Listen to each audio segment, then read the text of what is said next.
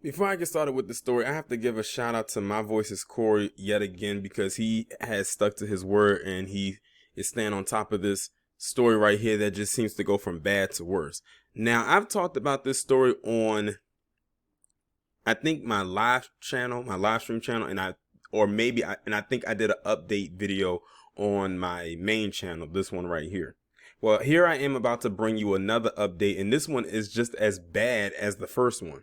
So the last time we talked about Syesha Mikado, she and her husband were trying to get their son back. Basically, their son had got taken away from them because of like child negligence or whatever they tried to put on both of them, saying malnutrition. And it's going to go into detail in the article that I'm going to read.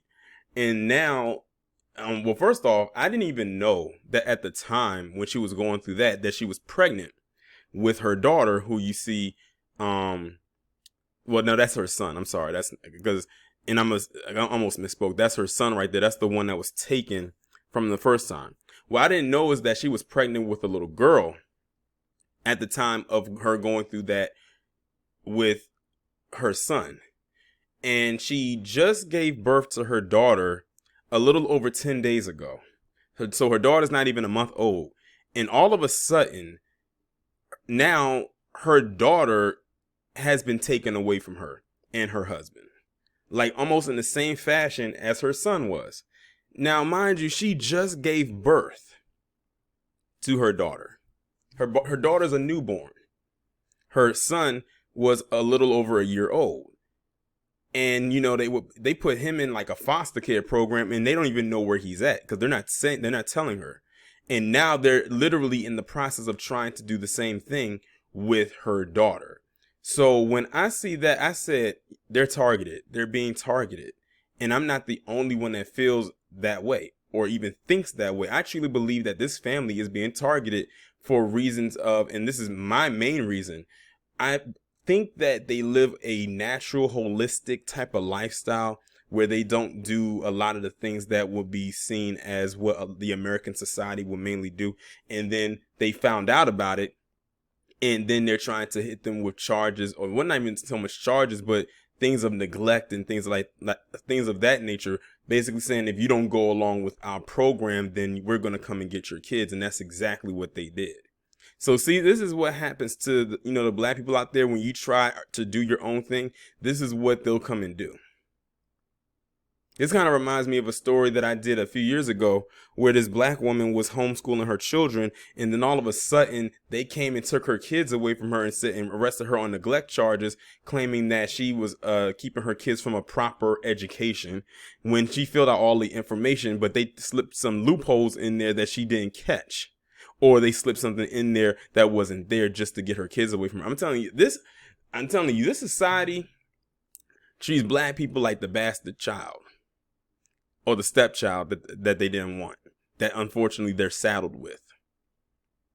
But I'm going to go ahead and read this article, and I'm glad there's an article attached to this, because if it wasn't, I would have to kind of freestyle it based on some imagery and some videos that are out there. And the father of her husband and the father of the children actually went live, I think, on her Instagram page for over an hour while that whole ordeal was going down. And let me tell you something right now, that was so hard to watch them literally be pulled over onto the side of the road. And literally you actually had to watch her child be taken away from her and see her break down in tears as her child was being taken away. Like, it was hard to watch. I couldn't bear to watch too much of it. I had to turn it off.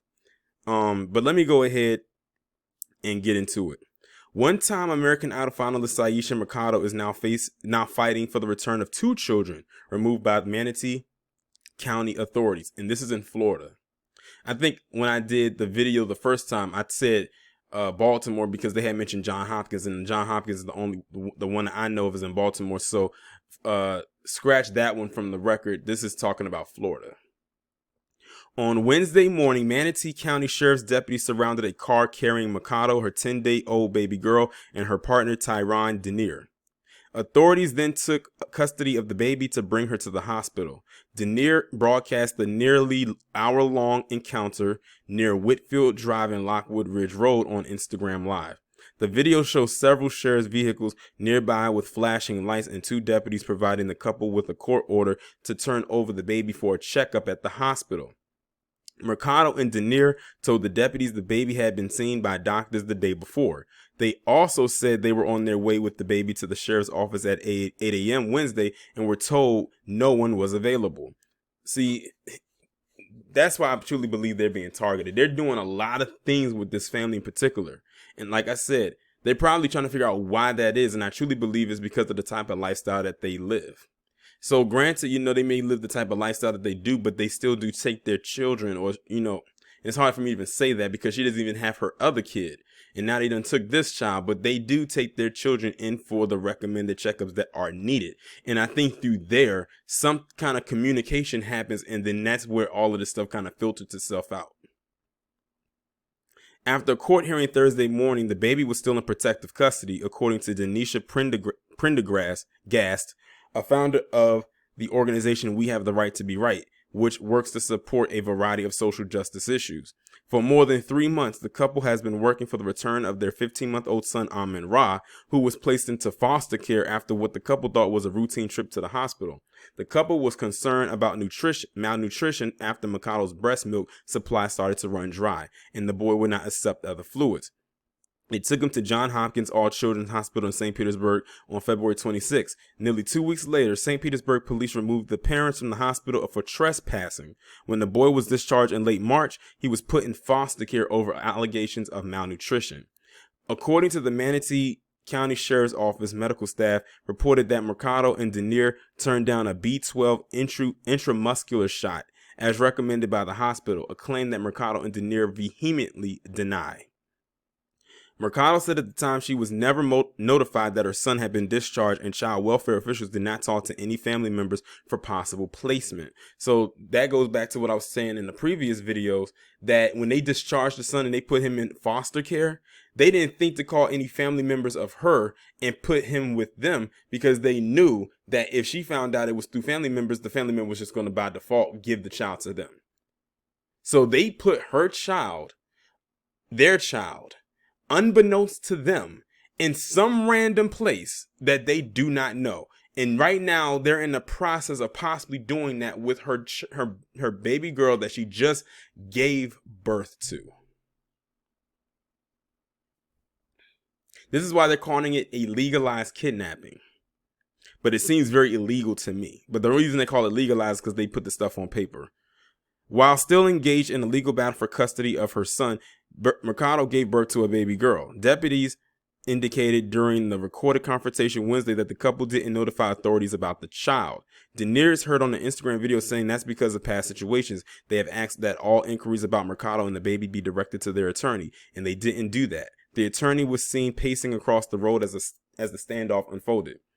Before caseworkers could take the girl, she began screaming, and Mercado breastfed her and provided authorities with a bottle of breast milk. Mercado broke down in tears as she carried the baby to another vehicle. "You have no heart. My baby is days old," Mercado screamed as a caseworker repeatedly asked her to put the baby in the car. "My baby is healthy. My baby is happy." Mercado is a 2005 graduate of Booker High School's Visual and Performing Arts Center, who was the 3rd place finalist in the 7th season of American Idol in 2008 behind David Archuleta and the winner David Cook. She later toured in the musical Dreamgirls and performed in the touring Broadway company's The Book of Mormon. She was given a key to the city during a whirlwind hometown tour in May 9, 2008, proclaimed to be Syesha Mercado Day in Sarasota. Prendergast says she believes the couple is being targeted. "This family has chosen to stand up for their rights," she said. "They are being targeted as an example." Prendergast said that in an open case such as the one involving Mercado, authorities have a right to her unborn child. If they see fit, they can remove the baby. Prendergast says she advised Mercado to stay firm as possible despite high emotions of the situation. As of Friday morning, the family has raised more than $208,000, topping their $200,000 goal on a GoFundMe page to cover legal bills. The total increased significantly after Wednesday's events. As the Herald Tribune reported in May, the Mercado case involves physician Sally Smith, the head of children protection for Pinellas County. Smith oversees nearly every case at all children's hospitals involving suspicious injuries. She is considered one of the most powerful figures in the regional child welfare system and has long been criticized by defense attorneys, parents, and child welfare employees for her aggressive approach. In some cases, she saw injuries other doctors did not. The USA Today's network is, as part of an investigation of Florida's child welfare system, previously reviewed hundreds of Smith's cases and found more than a dozen instances where charges were dropped, parents were acquitted, or caregivers had credible claims of innocence yet suffered irredeemable damage to their lives and reputations. Smith previously denied any problems with my work.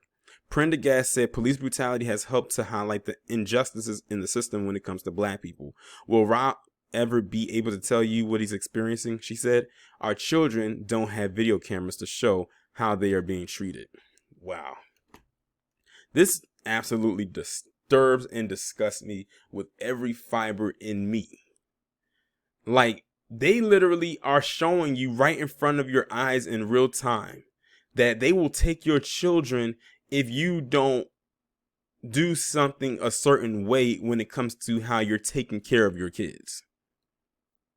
Like, literally, this is what that's telling me. They can try to fancy it up and give me a bunch of lies, but at the end of the day, they are doing this because they can.